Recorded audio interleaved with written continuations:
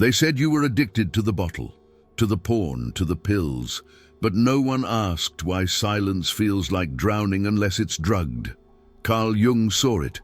The addict isn't chasing pleasure, he's chasing relief from a world that demands masks and punishes the face underneath.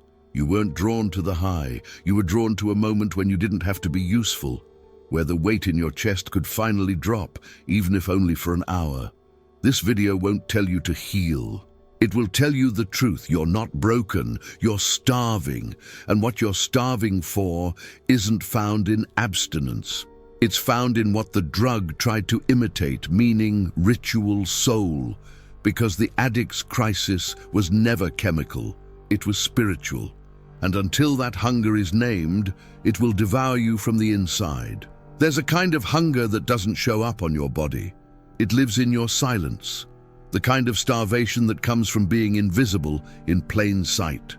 You smiled when you were dying, you laughed when you wanted to scream. No one asked, so you performed, and slowly you forgot who you were underneath the act. They told you men don't need affection, just discipline, but discipline without recognition becomes a cage. You weren't drawn to substances, you were drawn to something that wouldn't abandon you. Not a high, a witness, something that would finally say, I see you, even like this. You weren't weak. You were just tired of being invincible. Every time you broke, you hid it behind function, work, routine, silence. You called it being fine, but your body kept the score. Your cravings weren't chaotic. They were coherent cries. Proof that your soul refused to die quietly. Look back, you didn't reach for the bottle because it felt good.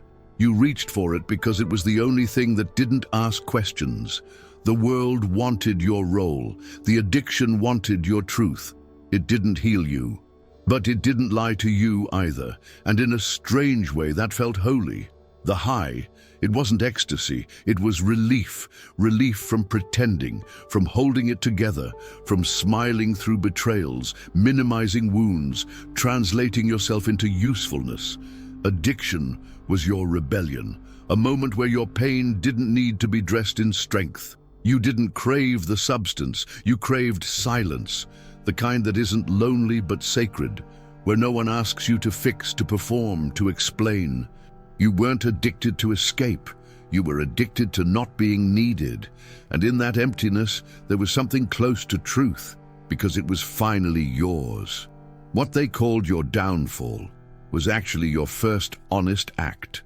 You stopped lying to yourself long before you stopped lying to them. You broke character, you collapsed the myth. And maybe, just maybe, the crash wasn't your destruction. It was your soul's last chance to be real. You were never looking for pleasure. You were starving for a moment when someone looked past your strength and said, you don't have to carry it all. And the substance, the ritual of self-erasure gave you that moment, not because it was medicine, but because it didn't ask you to be anyone but the wounded animal you were. The silence didn't soothe you. It screamed, not the peaceful kind, the kind that creeps under the skin and whispers, you don't matter. You weren't numbing noise. You were burying an echo, a voice that should have asked, what happened to you? But never did. You didn't use to get high. You used to forget the quiet that became unbearable. The ritual wasn't random. It was sacred, distorted, a pattern carved by grief disguised as habit, a ceremony for the pain no one translated. Every time you reached for the drug, it wasn't impulse, it was memory, not of pleasure, but of the unbearable weight of emotional starvation. The needle, the bottle, the pill, they were translators for your ache, an alphabet of agony written in substances because words had failed. You weren't escaping life. You were escaping the version of you who had to be calm while dying inside. Your addiction was not chaos, it was structure, a ritual of control in a life that felt like quiet drowning. It gave rhythm to your suffering when nothing else would. No one ever told you that silence can be violent, especially when it's forced. The kind of silence that looks like strength but feels like suffocation. So you broke it the only way you knew how, through destruction, because at least destruction answered you. This wasn't about rebellion, it was about being heard. Each hit was your protest, not against society, but against emotional amnesia. The system didn't fail you by being loud, it failed you by being deaf. And what you numbed wasn't fear, it was the question, who am I when I'm no longer pretending? Because pretending had become your job, your identity, your prison. So you chose pain over performance, because pain at least doesn't lie. Your addiction didn't start with the substance, it started with the silence, the kind that wraps around you like a blanket soaked in absence. And until someone teaches you how to name that silence, you'll keep trying to bury it with noise. It wasn't about euphoria. It was about the permission to fall apart. The drug didn't free you, it just let you stop performing. For one brief hour, you weren't the strong one. You were the broken one, and no one interrupted. You wore a smile like armor, laughed when your soul was a battlefield. Everyone believed you were fine, because that's what they needed. So you learned to betray your truth to protect their comfort, and that betrayal became your addiction. You didn't use to feel better. You used because sobriety meant going back into the lie, into the office, the marriage, the friendships built on your disappearance. To be sober meant being complicit in your own vanishing. The substance let you remember yourself, if only in ruins. Addiction wasn't failure, it was your refusal to keep pretending. Your intoxication was a confession, not of weakness, but of fatigue. You got tired of faking sanity in a world that rewards dysfunction. So you whispered your truth through overdose and hangovers. The worst part wasn't being high, it was what you had to pretend again when the high faded. That you were okay, that the job made sense, that the marriage was love, that the voice in your head wasn't planning your quiet escape. No one ever told you the cost of always being all right. It calcifies the soul. So you sought truth in intoxication, because the lie was killing you slower. And isn't that the real tragedy? That the addiction felt more honest than your daily life. You weren't numb. You were screaming, just in a language no one knew. A language of whiskey and smoke, of scrolling and sleeping pills. Every hit was a signal flare. I can't live like this anymore, but they called it weakness, not wisdom. Because truth spoken through addiction offends their illusions. So no, you didn't get high for pleasure, you got high for honesty. For a moment when your collapse didn't need justification, when being undone didn't require an apology. And in that collapse, you almost felt free. You thought you'd buried it, the fear, the rage, the betrayal. But the psyche has no graveyard, only storage, and what isn't processed becomes possessed. You weren't addicted to the drug, you were haunted by the self you abandoned. That bottle, that pill, it wasn't a choice, it was a summons. A ghost you ignored, pounding on the doors of your control. Addiction wasn't the problem, it was the resurrection of what you tried to forget. You buried the boy who cried too easily. You buried the man who got cheated on and called it love. You buried every part of you that didn't match the mask, and in time those parts found their own voice. They didn't speak, they acted. Obsession is the shadow's language, repetition is its ritual. You think you're choosing, but the choice was made long ago when you decided to survive instead of feel. Now, the survival has become a loop. What they called addiction was your trauma trying to finish its sentence. Unresolved pain doesn't disappear. It just changes costumes. And yours came dressed as routine. Whiskey at night, silence in the morning. You didn't choose this ritual. It chose you. The moment you said, "I'll deal with it later." Jung warned, what you resist persists, and what you repress possesses. You weren't using the substance. The part of you that never got closure was using you. To scream, to shake, to stop pretending the past had been buried cleanly. It wasn't buried. It was waiting. Every relapse wasn't failure, it was a reappearance. The return of the wound in a new form, asking, "Will you face me now?" You didn't fall again, you were summoned. and ignoring it just made it louder. The substance wasn't the enemy. It was a mask worn by the part of you that refused to die invisible. What you called addiction was actually loyalty to a pain that refused to be forgotten. It didn't want to ruin you. It wanted resurrection, recognition, wholeness. They called you broken. But you weren't malfunctioning. You were translating pain into ritual. You weren't diseased. You were symbolic. Addiction wasn't your shame. It was your soul's protest in a language too raw for society to decode.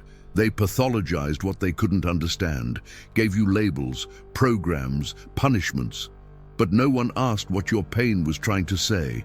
They treated your ritual like rebellion, when it was a rite of survival. Jung knew you weren't lost, you were just exiled. Modern psychology loves to correct behavior, but your behavior was a message, not to be suppressed, but deciphered. Every relapse was not regression. It was your soul knocking again, louder this time. You weren't ill, you were in mourning, grieving a life where you had to amputate pieces of yourself to be accepted, grieving the boy who never got to scream, grieving the man who only cried when drunk. Addiction became the funeral you were never allowed to have. Your breakdown wasn't a failure of willpower. It was an act of spiritual refusal. You said no, not to life, but to a life where your grief had no place. They call it relapse. But what if it was revelation?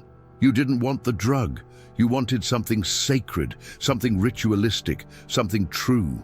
But the world replaced rituals with routines, meaning with metrics. So your soul invented its own altar, even if it came soaked in hangovers and regret. Addiction was your inner rebellion against a life of function without feeling. You weren't trying to sabotage yourself. You were trying to hear yourself. In a world that forces men into silence, addiction was your war cry. Untranslated, yes, but holy in intent. Until we stop confusing conformity with healing, we'll keep mistaking sacred wounds for mental defects. You weren't seeking chaos. You were seeking permission to exist unedited, and the addiction gave it to you, briefly, brutally, but honestly. You didn't want to feel good. You wanted to disappear, just for a while. To step outside your name, your story, your obligations. The substance didn't offer joy, it offered amnesia, and that felt like mercy. You weren't escaping pain, you were escaping identity. The mask you wore, the provider, the strong one, the fine man, had calcified into a prison. And the high was the only time you left the cell. The addiction wasn't thrill-seeking, it was identity evacuation. Because somewhere along the line, who you became was so far from who you are, that oblivion felt like home. Each hit erased a little history. For a second, you weren't the son who disappointed. You weren't the man who lost the love of his life. You weren't the worker, the husband, the imposter. You were just presence, unanchored, unclaimed. And isn't that what you really craved? A moment untouched by expectation. A breath not branded by performance. Not a high, a pause, where no one wanted anything from you, not even you. The lie is that addicts seek pleasure, but truthfully, they seek absence. They seek that hollow, fleeting moment where their name vanishes. Not from the world, but from their own suffocating mind. From the story that stopped making sense. You weren't addicted to sensation. You were addicted to erasure. Not destruction, but dissolution. A return to zero. Because that zero, though terrifying, felt more honest than the fiction you were forced to wear. And now the question lingers. If the drug gave you peace by letting you vanish, then who is the self you've been running from? Not just the wounded man, but the false one. And maybe the real healing isn't sobriety, it's recognition. Did you enjoy the content and it made a difference for you?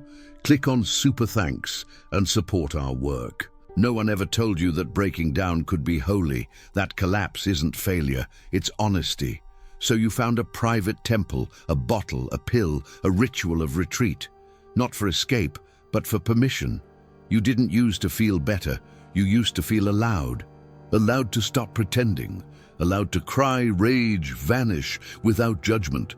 Addiction became your only sanctuary. The world doesn't give men room to break. It gives them function, pressure, silence. So when the dam cracked, you needed a place where your pain didn't need translation. And the drug didn't ask you to be coherent. It just let you fall. Every hit wasn't a thrill. It was a surrender. To the grief no one helped you name. To the exhaustion no one saw in your eyes. To the parts of you that were collapsing beneath a smile. And for a moment, it felt sacred. Your addiction wasn't rebellion. It was your sacred refusal to lie any longer. It was your way of saying, if I have to shatter in secret, so be it. But I won't keep performing wholeness. And that's what most people never see. They say you're destroying yourself. But the truth is, the destruction began before the drugs. It started the moment you were punished for vulnerability. When you were told to man up instead of be human, the addiction just revealed what was already broken. You weren't weak for needing something to hold you. You were alone for too long. The substance didn't rescue you, but it held you in a way nothing else ever did, until it crushed you under its cost. That collapse, the one you called shame, was actually sacred. It was the first time you stopped carrying the weight of everyone else's comfort. And maybe that's what healing begins with, a collapse the world finally can't ignore. You were never the problem. You were the one left unfed, not with food, but with truth, rage, dignity, memory. The soul doesn't starve for calories. It starves for meaning. They said you needed fixing, but how do you fix a man who was never nourished? You weren't malfunctioning. You were malnourished, emotionally, symbolically, spiritually, and you mistook the drug for food. You didn't need abstinence. You needed substance, real substance, the kind found in silence, depth, confrontation, the kind you were denied since boyhood. So you went looking, in alleys, bottles, browser tabs. Healing isn't about resistance. It's about feeding the right hunger. Not the hunger for numbness, but the hunger to feel alive without apology. And that kind of hunger scares most people. You tried to feed your emptiness with obedience, porn, overwork. But none of it satisfied the deeper ache, the ache to feel worthy without being useful, to feel like someone, even when you weren't performing. That's the hunger the drug pretended to answer. And let's be honest, the drug did feed you, just not what you needed. It gave you a taste of stillness, a counterfeit communion, a ritual without soul. You can't heal what you won't feed. You can't recover by just subtracting the substance. You have to add the truth, the fire, the grief, the desire for rebirth, the parts of you that were never given a plate at the table. They're still hungry. You weren't a failure. You were starving, and no one noticed. So you fed yourself the only way you could. And now the question isn't, how do I quit? It's, what am I finally willing to nourish? You weren't chasing oblivion. You were running from the version of you that had to fake normal. The mask, the function, the quiet desperation. You didn't want to forget everything, just the part that killed your soul quietly, the part that made survival feel like betrayal.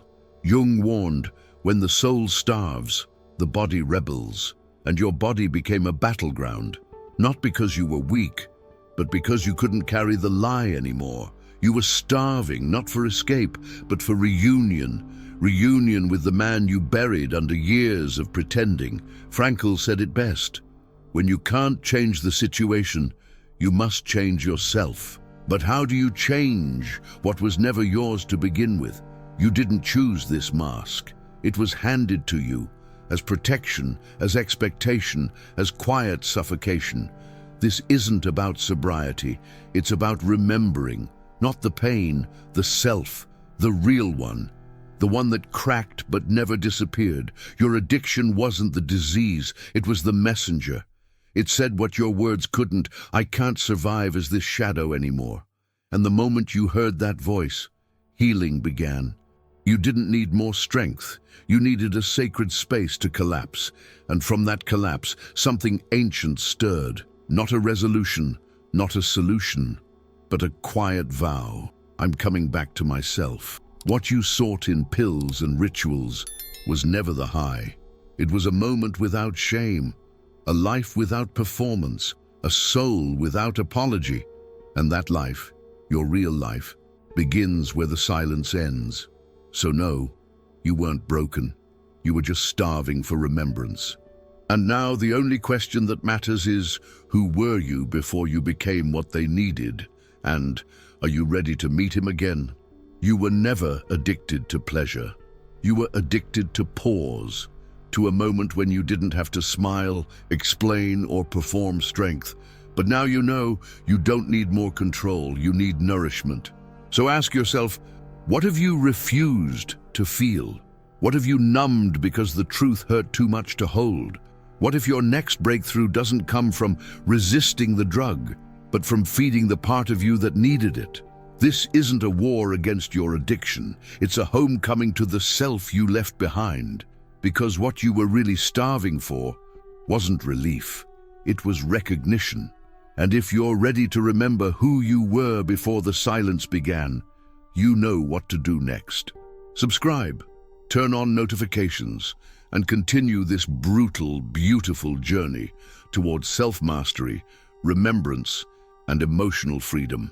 And if you've ever wondered why some men don't cry for help, they just vanish into work, women, or whiskey, Jung had an answer for that too, not a comforting one, but a truth sharp enough to save you.